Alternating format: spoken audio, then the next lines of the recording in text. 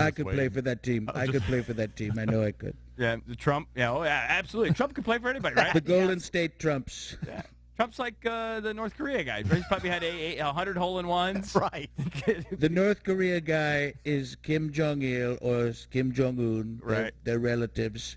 And that's why I'm going to be Kim Jong-Trump. What do you make of Alec Baldwin's Trump?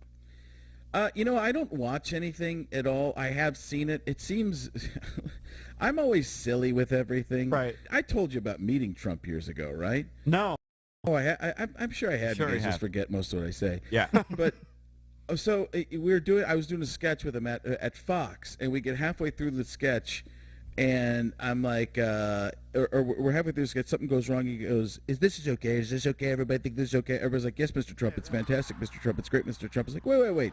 Does anybody ever tell you something isn't good? He goes, "No, Frank, that's part of the problem. I can't get real answers." So it's like, oh, he gets it. And, right. You know, it's interesting because everything I see now in the news is that he doesn't get it. So I don't know. Either he's changed or, which could completely be. I think when you become president, you just decide, listen, I'm just saying, everybody, 99% of the country voted for me. 99.9999 repeating vote, which is actually 100%, right? Statistically, right. Yeah. So I don't know. And then he takes me down. He's like, "Do you have a second?" I'm like, "Yeah." He takes me down to this kiosk in Trump Tower, and he goes, "Do you like ties?" I'm like, "Yeah." He goes, "Here," and he starts handing me ties and just giving me ties from the kiosk. Silly Trump ties. Yeah, Trump the tremendous. super long I still, ties. they're tremendous. The number one tie, the number one tie in all of Trump Tower. So he starts giving me ties, and then he goes, do you wear cufflinks?" I'm like, "Not yet." And then he starts giving me cufflinks. He goes, "Are you married?" And I was like, "Yeah." He goes, "Let me say it this way. Do you like your wife?" What is that? Right. Like, because I have a harem over here. There's 30 women just waiting to be your new, to be your friends. So he gives me this watch, and it's like a diamond-studded watch kind of deal, and I'm thinking, wait a second, how much is this watch worth? But is it worth millions? Is it worth thousands? And then I'm thinking it's in a kiosk in Trump Tower, so it's what? I don't know. So then he sends me out into New York City with it, and I've got it this is before the internet's there, but it's not like as easy to Google everything and figure everything out. Right. And I'm trying to figure out if this is real or not. Right. But it was so funny, so surreal, because when we're going in the elevator in Trump Tower, it stops in between floors, and he goes, "This is awkward. This is weird." And I think Journey's going to start playing, and it's like the end of Sopranos. You know, Right, "You're done, right, Frank. You're never going to be doing this again." Right. So we get off on the first floor, and he's like, "Do you see that Starbucks, Frank?" And I'm like, "Yeah."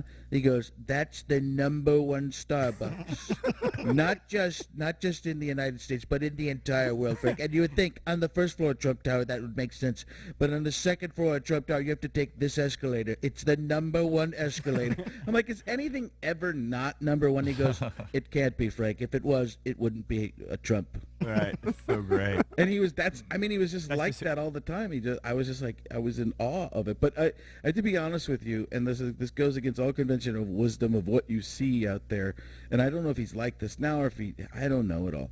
But he was like so self-deprecating behind the scenes, and I was like, I didn't know what to do because I was completely thrown off. I was waiting for this greasy used car salesman from 1970. Right. And he is, but it's kind of a shtick to him. I think it's like like he's a character, and that's as scary the other way. Yeah, right. You know, you're going, what? You're just a character on TV all the time? It was surreal. So what was the watch worth? Did you ever end up finding out? It was the Millennia Collection, and it was worth like $8. Really?